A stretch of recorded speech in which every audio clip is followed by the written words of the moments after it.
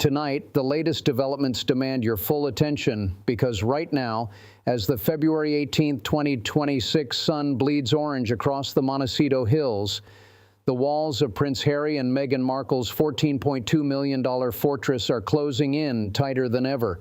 At exactly 6:28 p.m. Pacific Standard Time, a secure courier van pulled up to the wrought iron gates. Inside that unmarked vehicle, the final unsealed tranche of documents from Harry's so-called monumental victory against Rupert Murdoch's news group newspapers. Leaked excerpts already circulating on encrypted channels reveal the full predatory machinery that hacked thousands of their most private voicemails, texts, and location pings between 1996 and 2011. This isn't closure. This is the beginning of the end game. Before we go any further, if you're watching this unfold live with us, hit that subscribe button and ring the bell. We are the only voice that refuses to look away from the tragedy playing out in real time. And tonight I'm asking you directly, is this eight-figure settlement Harry's salvation, or the final proof that his war on the tabloids has left him and Meghan financially gutted, emotionally shattered, and completely alone? Drop your answer in the comments right now. Victory or slow motion collapse?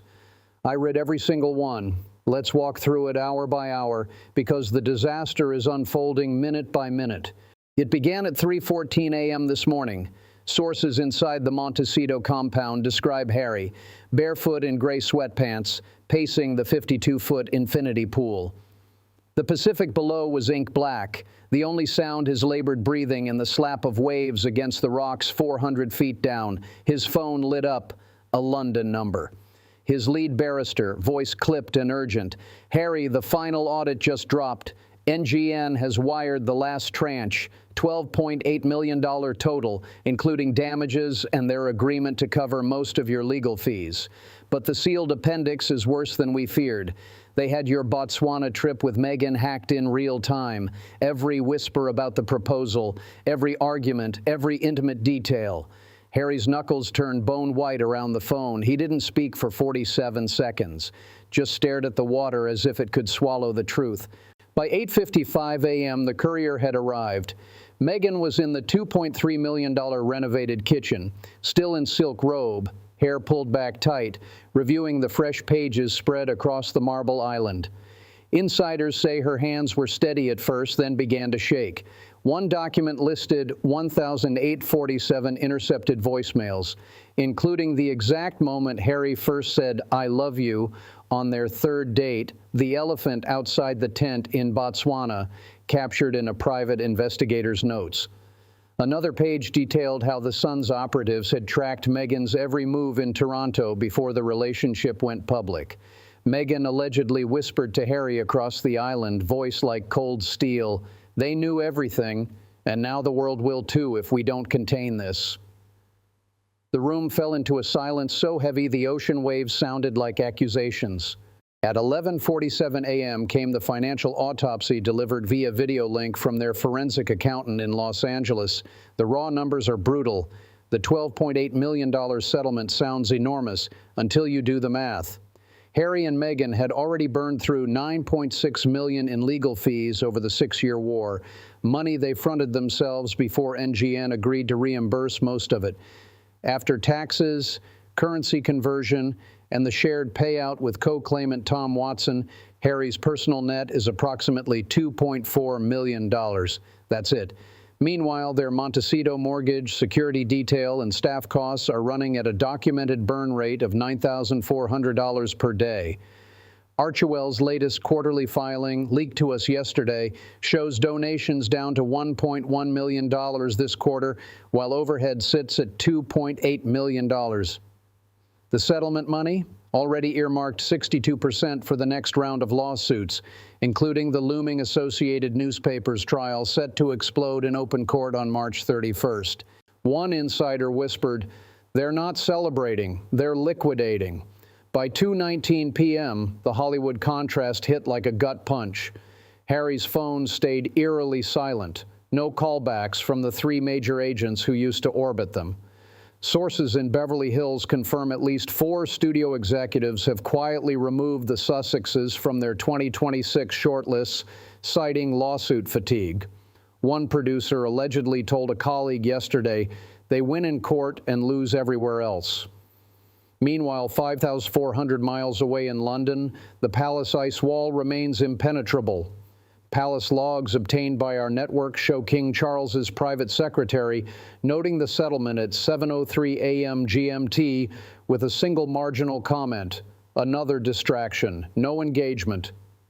Prince William's team has issued 0 statements. The institution that once offered protection now watches with ruthless institutional precision as the spare fights the very press that once defined him alone. At 4:37 p.m., the climax arrived in the form of a 48-hour ultimatum. Harry's legal team in London sent an urgent encrypted brief.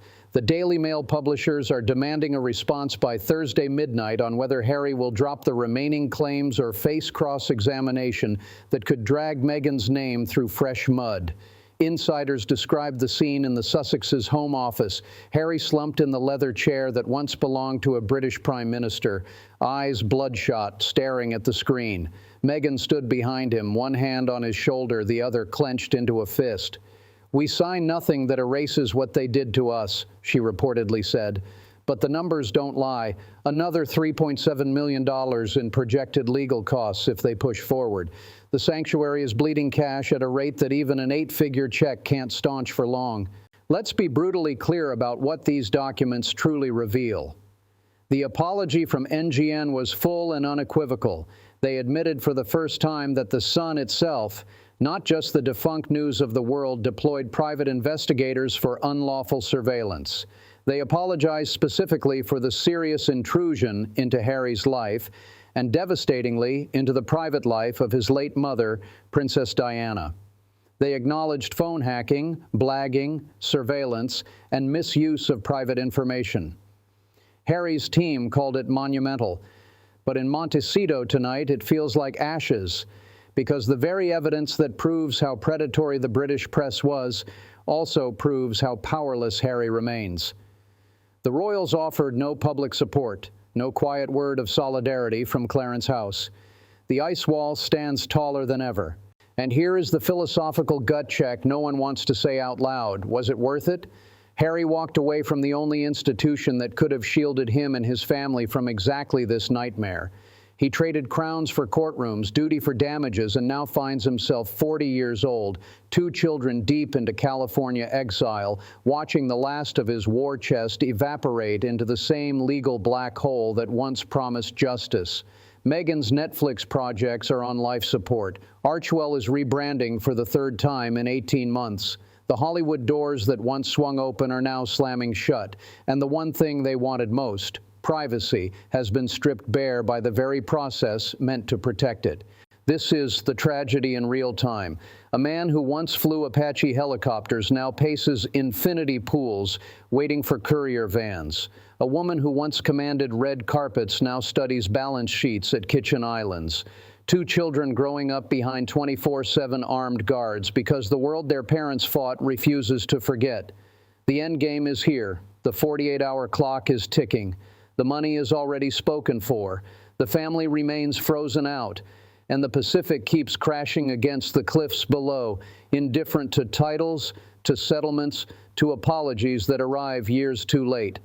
This is the dark, dramatic reality of what happens when you burn every bridge in pursuit of truth.